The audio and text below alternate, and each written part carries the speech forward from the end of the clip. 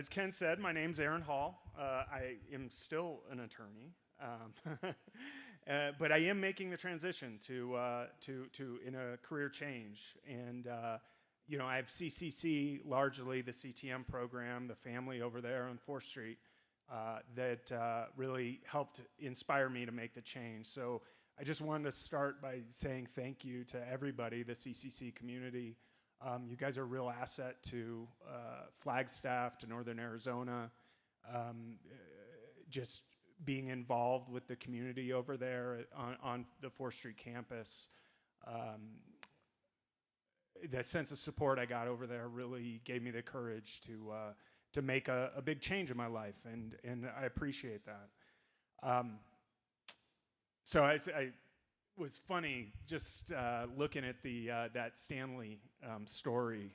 I was looking at that. My dad had that exact old Stanley, and had it, still probably has it. And now I think we have 3 or 4 of those ones. So we're part of the transition that Stanley made, and I don't know what that says about post-capitalist society or whatever, that we went from having one for 40 years to everyone in the family having their own personal Stanley that probably cost 10 times more than the one my dad bought, in the 70s. Anyways, so just to give you a little context about me and who I am, I'm born and raised in Arizona, 3rd generation Arizona, and I'm from Tucson originally. Went to undergraduate at the University of Oregon. Was in the Peace Corps in Honduras in the late 90s, and then law school. I graduated from the University of Arizona with a JD in 2005. I moved up here in 2006 and been practicing law ever since.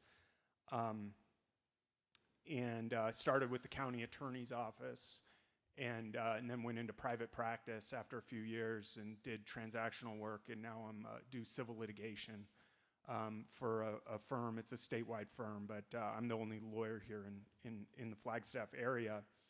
And what I don't know exactly what inspired me to make the change in a career. Obviously, there were a number of factors. I didn't really know what I wanted to do when I was 18 or in my 20s. I just sort of had this expectation. My mother was an English professor at the U of A. My father was an attorney. My grandfather was a lawyer. My other grandfather was the dean of engineering at the College of at University of Arizona. So we had a lot of expectations sort of implicit in me growing up with educational success or achievement rather, into sense of working a professional job, and I just sort of always thought that that's what I would do, and never really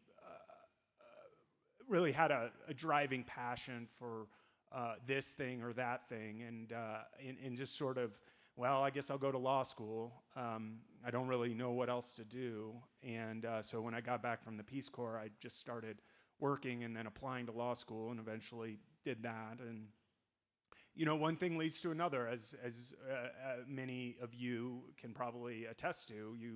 You sort of fall into a career sometimes, and you start working it, and next thing you know, you're married, you've got kids, you got the mortgage, you got all of these things that are sort of just propelling you forward, and how deliberate we are about making decisions about what we were going to do with our lives. I think a lot of that goes out to the window with sort of the complications of everyday life.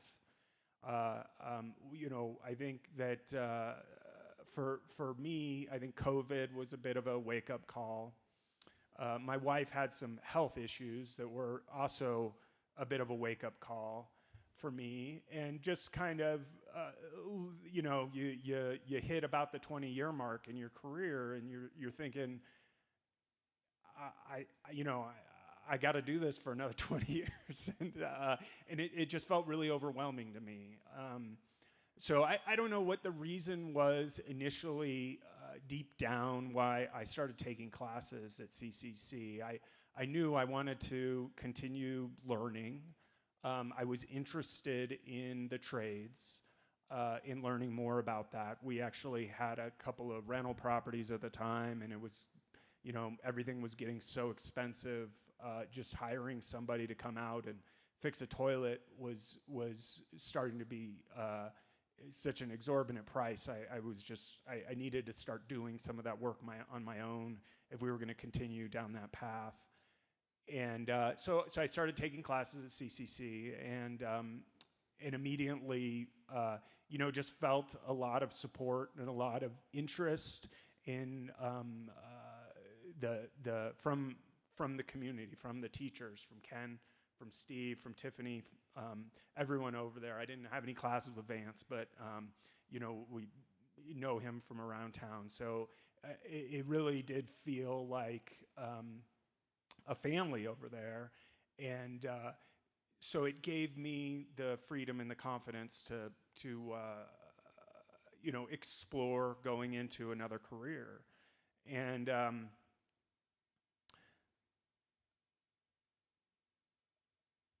I'll be forever grateful to the CCC community, and I continue to plan on taking courses and learning from you all.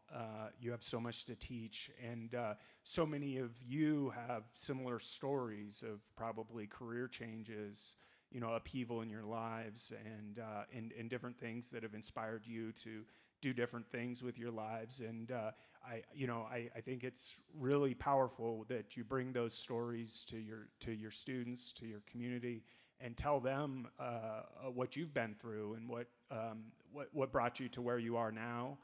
I think that the students really look up to you and really appreciate what you have to bring to them. And I know it was really powerful for me. So anyway, so I'm making this change. There's a lot to it. I'm currently working part-time as an electrician.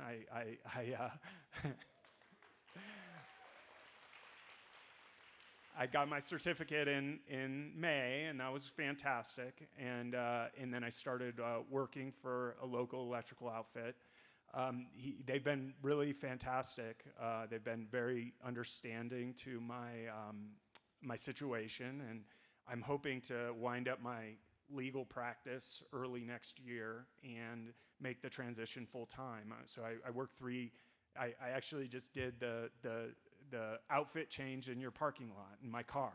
I was in a t-shirt and jeans, and I do this every day now. I go to work for 3 hours, do electrical work, and then I go into my office and change into this, and then spend the rest of the day doing that. And it's requiring some long hours here and there to keep up with the practice and continue to learn.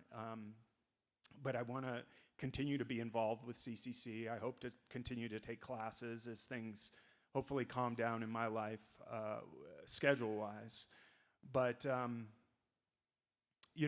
think there's a lot of things to take into consideration when you're making this kind of a change. It was important to me when I was reflecting on it to think about my own kids and think about the example I wanted to set for them, that they weren't trapped necessarily in whatever career they were in, that they could always make a change, and that there were helpful, supportive people out there that were willing to advocate for them and willing to support them out there in the community. And that's what I got with CCC.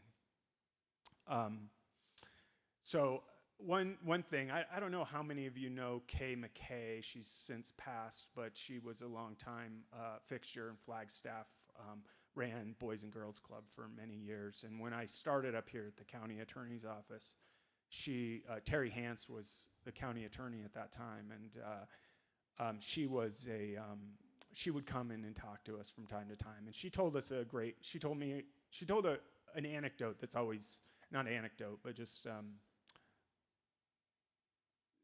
guideline, I suppose, when she came and spoke with us once. Because I think at the county attorney's office. It's a government job, and you can kind of burrow in there and sort of grind out a career for yourself. You know, get a good pension, and especially as an attorney and everything, and do okay work. But you know, whether you're happy, fulfilled, whether you're interested in what you do is sort of irrelevant. I think you can just kind of grind it out there. So she would from time to time come and speak, and I think trying to encourage us, trying to inspire us. And one of the things she said to me once was, or to all of us once was, you know, how do you rate your job on a scale of 1 to 10? And she said, if you're like a 3, 4, 5, you know, you should probably look pretty seriously at making a career change or making a job change. You're probably not sufficiently happy at that level. If you're like a 6, 7, 8, you're probably good. You're probably doing better than most, and that's probably a pretty good spot for you. So if you're a 9 or a 10, you probably need to seek therapy. She's probably like, then maybe there's something wrong. Maybe. So I don't, you know, take that with a grain of salt. I think people who are very pleased and happy in their life, in their jobs, I'm always jealous of. And I think you found a great place, and you should really cherish that. So anyways, just in closing, I just again want to thank the CCC community. You guys are in the front lines. I know there's a lot of challenges you all are facing right now. There's you know, upheaval with budgets and everything like that you all are dealing with. Probably feeling lack of support from a lot of different places about the value of higher education. And I think also, you know, you got challenges like AI that I know all of you are dealing with. We're dealing with in the legal profession as well. Hasn't come to the electrical field just yet, but I'm sure it will. It's coming for us in one form or another, I imagine. Hopefully it's more overblown than they're saying it's going to be. But regardless, you guys are on the front lines of a lot of stuff, and you're a valuable resource to the community. I know you have a lot of personal financial stresses, family stresses, all those other things that go into your lives. But you know, feel good about what you do. You do great work, and I am eternally grateful for the community I found at CCC and the people who inspired me here. And you know, who knows how my journey's going to end up, but I think that this part of it certainly has been wonderful for me. And again, thank you. I appreciate it.